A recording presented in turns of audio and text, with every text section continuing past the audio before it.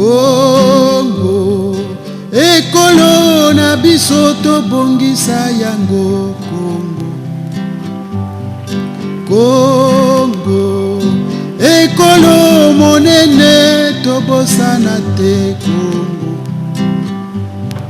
Tolingana toyokana tosalisana malamu bongo tobongisa Congo.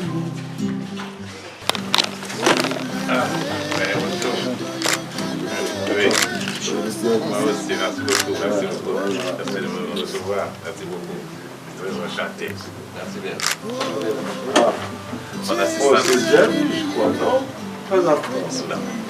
Très bien. Merci beaucoup. Merci.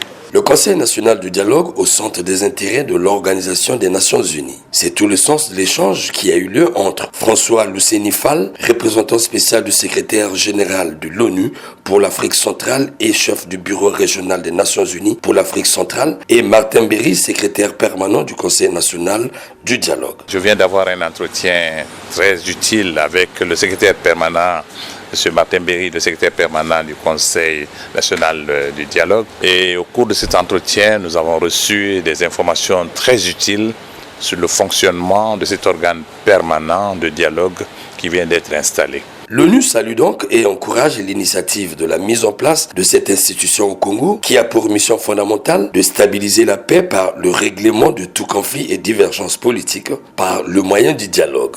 L'invite est donc faite aux politiques congolais de faire du Conseil national du dialogue un puissant instrument de rapprochement et de la cohésion politique au Congo. Et en tant qu'organe permanent du dialogue, nous pensons que c'est dans la bonne voie et que les Nations Unies soutiennent très fortement.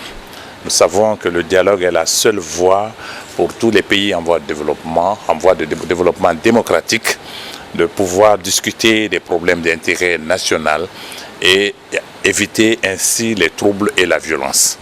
À travers donc le Conseil national du dialogue, nous pensons que les Congolais sont sur la bonne voie et que les questions qui seront discutées avec l'ensemble des partis politiques. C'est l'occasion pour moi, comme je l'ai fait tout au long de mes entretiens avec tous les partis politiques, de demander à tous les leaders politiques d'accepter de participer aux activités de cet organe important du dialogue, puisque c'est le cadre permanent qui est installé. Il ne s'agit plus d'organiser des commissions ad hoc de dialogue, mais de mettre en place un cadre permanent et à partir du fonctionnement qui m'a été largement expliqué par le secrétaire permanent, je pense qu'il y a de l'espace pour les partis politiques afin de discuter ensemble et de façon consensuelle les grands problèmes qui intéressent la nation. Rappelons que le Conseil national du dialogue, institution constitutionnelle, a été institué pour nécessité d'observation du dialogue et de la concertation comme mode de prévention et de résolution des conflits. Ceci selon la Constitution congolaise du 25 octobre 2015 en ses articles 2027, 2028 et 2029. Et il est placé sous l'autorité du président de la République.